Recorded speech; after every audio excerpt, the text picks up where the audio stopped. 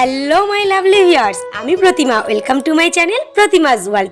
আশা করছি তোমরা সবাই খুব ভালো আছো, আমিও খুব ভালো আছি।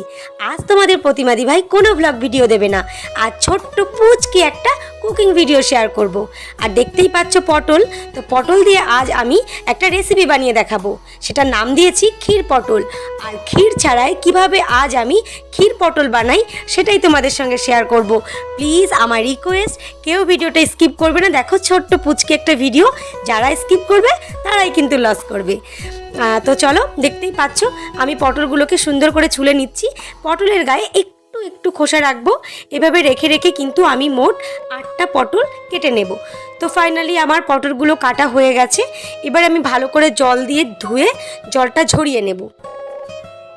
তো তারপর দেখতেই পাচ্ছ জল ঝরিয়ে নিয়ে আমি পটলগুলোকে একদম লাল লাল করে, বলতে পারো গোল্ডেন ফ্রাই করে নিচ্ছি। তো এরম করে আমি কিন্তু একে একে সবগুলো পটল ভেজে নেব। তো ফাইনালি আমার সব পটলগুলো ভাজা হয়ে গেছে, দেখতেই পাচ্ছ।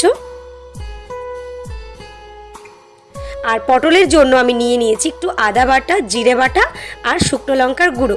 এটা দিয়েই কিন্তু আমি আজকে রেসিপিটা বানাবো। এছাড়া আমার আর কি লাগছে সেটাই তোমাদের সঙ্গে শেয়ার করব। এখানে দেখো আমার লাগছে, এটা হচ্ছে আমুল দুধ, এটা আমি জাল করে ঠান্ডা করে নিয়েছি। আর লাগছে নারকেল কোড়া। না গো বন্ধুরা, নারকেল কোড়া নয়, নারকেলের যে দুধটা ওটাই লাগবে। তো তার জন্য আমি নারকেল কোড়া থেকে রসটা একদম ভালো করে চিপড়ে নিয়ে নিচ্ছি। তো দেখতেই পাচ্ছ এখানে আমার নারকেলের দুধ আর যে আমুল দুধটা দুটোই আমার নেওয়া হয়ে গেছে। তো প্রথমেই বলেছি ক্ষীর পটল বানাবো ক্ষীর ছাড়া, তার জন্য তো কিছু উপকরণ লাগবেই বলো। তো এবারে আমি দেখো কড়াইতে 1 চামচ না আধা চামচ মতো ঘি দিয়ে তাতে কটা চীনাবাদাম দিয়ে দিলাম। এবারে আমি চীনাবাদাম কটাকে ঘিয়ের সঙ্গে ভেজে নেব।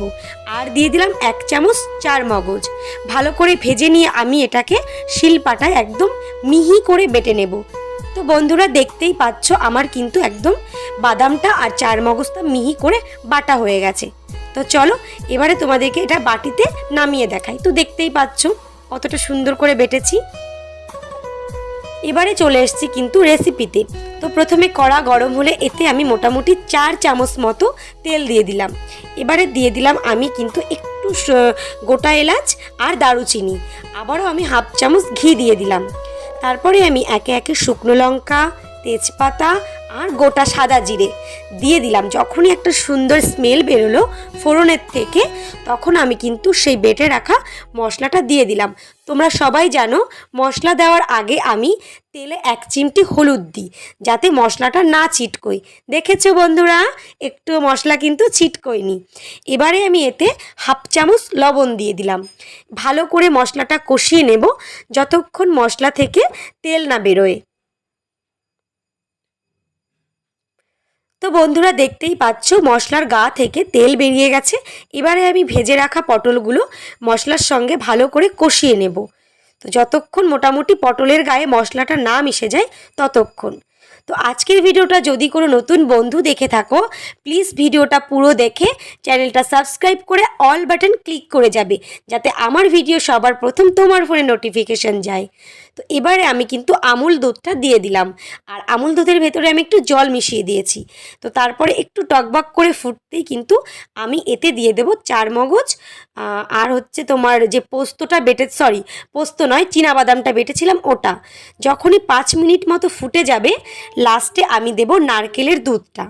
নারকেলের দুধটা আমি প্রথমে দিইনি, তার কারণ গন্ধটা চলে যাবে, তাই লাস্টে দিলে কিন্তু পটলের থেকে সুন্দর একটা স্মেল বেরোবে।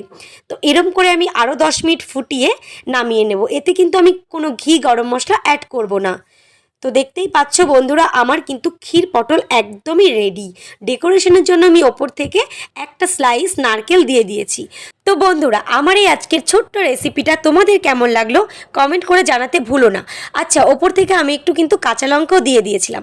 তো চলো দেখা হবে একটা অন্য ভিডিওর সঙ্গে। ততক্ষণ ভালো থেকো, সুস্থ থেকো।